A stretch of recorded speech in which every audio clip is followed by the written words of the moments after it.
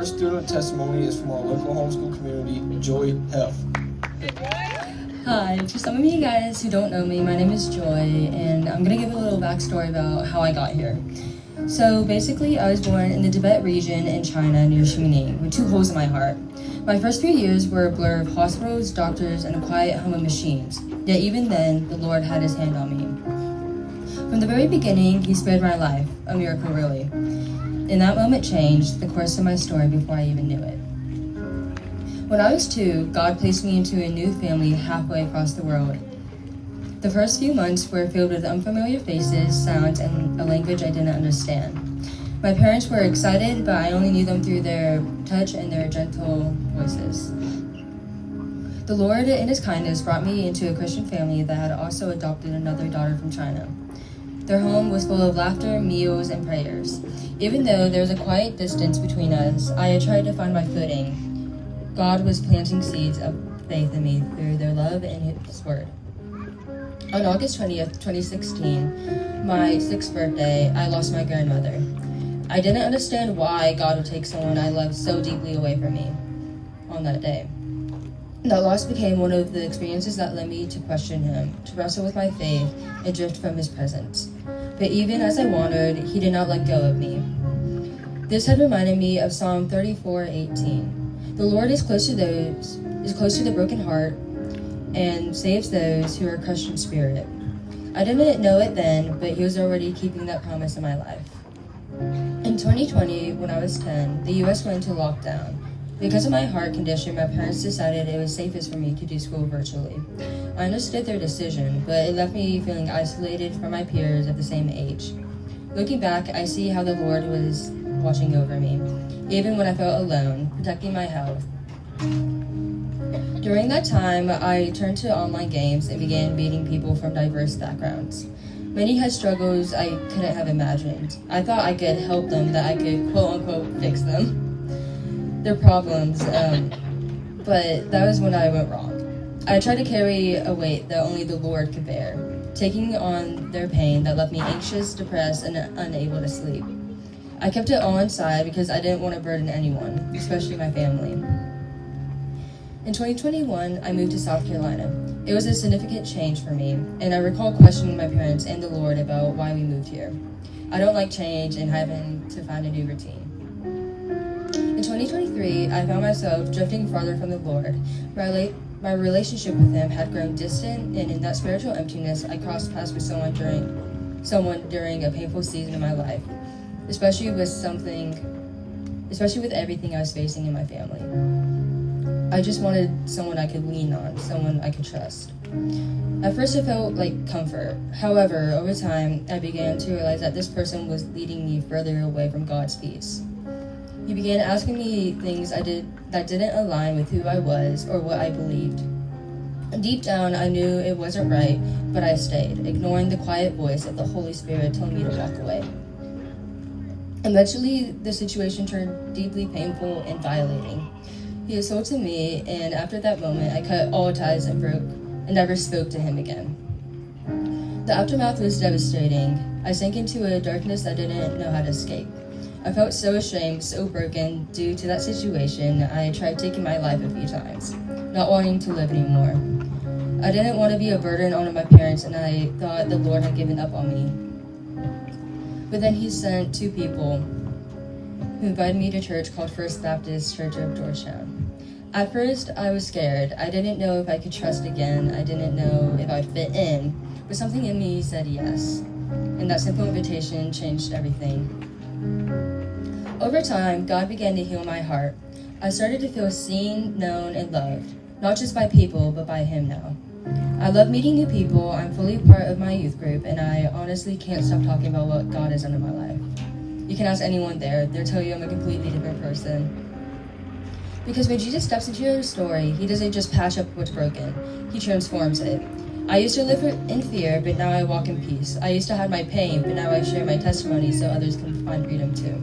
I used to feel like I was never enough, but now I know that in Christ I am chosen, loved, and redeemed. The same heart that was once weak now beats for him. The same girl who once felt unseen now knows she is fully known and deeply loved by her Creator. If you're listening to my story and you feel like you're too far gone, too broken, or too lost, I want you to know what I've learned. God's love reaches deeper than your darkest place. His grace covers every mistake, every wound, and every shame. If he could pull me out that pit and give me a new life, he could do the same for you. I stand here as living proof that Jesus restores, redeems, and makes all things new again. He has a plan for you, and nothing, not even this most profound hurt or tremendous loss, can separate you from the Lord and God's love. If anything in my story resonates with you, or you have any question about what God has done in my life, please don't hesitate to reach out. Please stand. All right, so we have our last student testimony for tonight. This student is a Georgetown alumni. Please let us welcome Braylon Radcliffe to the stage. Hey everybody, my name is Braylon. So I graduated from here about 4 years ago in 2021, but my story started a long time ago. And I've told this story a dozen times, but I'm still so anxious to be over here. So I sort of kind of grew up in church, you know. I don't really say that I was a Christian all my life, because even if we did go to church, I was probably asleep. But so that was, my childhood was kind of bumpy. It wasn't the best, but it wasn't like bad, you know. But it kind of really plummeted when my mom died about 10 years ago whenever I was 12. And if I wasn't already depressed, I sure was then. And whenever I say depressed, I mean I was empty. I felt alone, I was angry, and I wasn't even angry at God, because at that point I didn't even know God well enough to blame him for anything. And so I eventually moved to Georgetown with my grandparents, and my little brother stayed in North Carolina where I lived at the time. And so we were separated at that point. And I've been in Georgetown ever since, and I just kind of felt alone. I didn't really have a lot of friends. I was like that weird kid, if you can't tell. And I eventually ended up getting invited to church at First Baptist Georgetown, and I ended up going to a camp, church camp, which you should go if you can. Plug. And so I went, and I didn't smile, I didn't cry. I wasn't that kind of person, especially after my mom died. But at camp, it was like I could just be free. I could listen and not feel like I had to put a wall up. And I remember the night that I gave my life to Christ. I remember the exact moment, because in that moment, it was like a burden was lifted off of my shoulders. It was like I didn't have to be angry anymore. I didn't have to refuse to smile, to stop, to not show emotions. And I just remember feeling so much joy in that exact moment. And I wish I could say from that moment on that everything was great, that I was just perfect Christian. I was like God's most faithful servant ever. But I wasn't, because whenever I got home, my mom was still dead. And my brother was still in North Carolina. I still didn't have many friends, at least friends that I felt that were really my friends. It was back to reality. And I wasn't really doing anything bad. Like, I wasn't cussing, I wasn't drinking, I wasn't being this bad person, so I thought I was okay. You know, I thought I was doing the right thing, but I didn't have a relationship with Jesus. I wasn't in my Bible, I wasn't praying, I wasn't living life the way I should.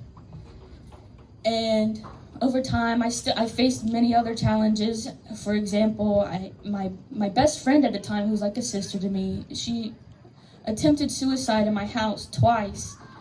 And then my grandma, who was at the time, who still is basically my second mother, she had a stroke. And that was terrifying, because I thought, wow, life is so fleeting. Anything could happen, and that just terrified me, because, like I said, that's my second mother, and she's fine, she's at home. But it just terrified me. And then, of course, I met my first love, and we had a very toxic relationship and a very, very toxic breakup. And I felt that I had hit rock bottom at that point. You know, I believed that I was convinced by somebody else that I didn't have a relationship with Jesus, that I wasn't praying right. Because at the time, I had started praying more. I started reading my Bible just for somebody to hit me and slap me in the face with the news that you're not praying right. You don't have a relationship with Jesus. You're not, like, it's fake. And with that news, fake news, I was like, dude, I've been abandoned. Jesus doesn't want me anymore. He doesn't love me. I've done so many bad things. I've betrayed him. I backstab him every day just by being a human being and with my sinful nature in it. And I was terrified. I was like, dude, there's no way. But I truly believed that he had abandoned me. Well, the summer of that year rolls around, and I go on this little mission trip back to Rock Hill, because I was in school at Winthrop University in Rock Hill. I come home for summer break just to go right back, which was kind of crazy, a crazy coincidence.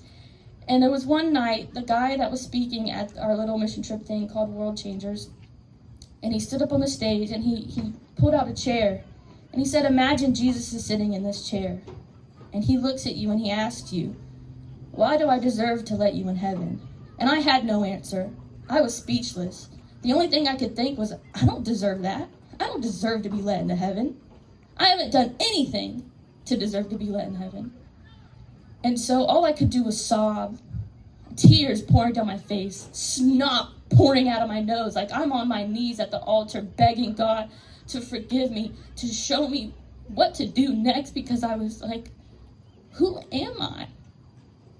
I get a little tap on my shoulder and I look back, and there's this young girl. She's a stranger. I've never talked to her in my life. And really young. And she looks at me and she says, can I pray for you? And I was all on my own. So this was just a shock. And I said, girl, yeah, pray for me. Do it. And she did.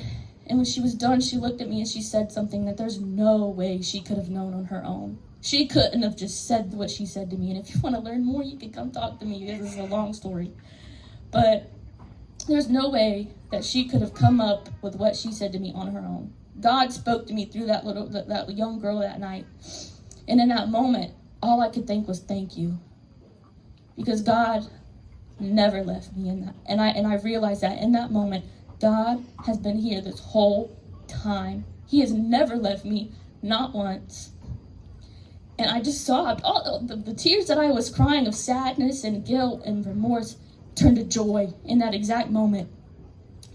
And so after that, again, I wish I could say that things were just uphill after that. But I got back to school, and of course I started doubting myself, and I started thinking, dude, he was with me this whole time, and I've done nothing but sin. I've been so, just not a good person, which we're not good people, but anyways, that's besides the point. And I just felt like, dude, there's no way that I've done this to him. Such a good God, such a compassionate, and he's always been here for me, and I backstab him all the time. And I was reminded around a year later, whenever Easter time came around, and I remembered, or I learned again, like we hear every year, but I had a new perspective this time around. Jesus died on the cross for me, knowing who I would be today. He knew I was going to be a sinner, yet he still took my sin. He died on the cross for me, knowing who I would be today. So why would he not want to be there for me today? Why would he change his mind? He knew exactly who I'd be today, so why would he abandon me to tomorrow? And so that was my story. What's yours? And if you don't have one, why not? Thank you.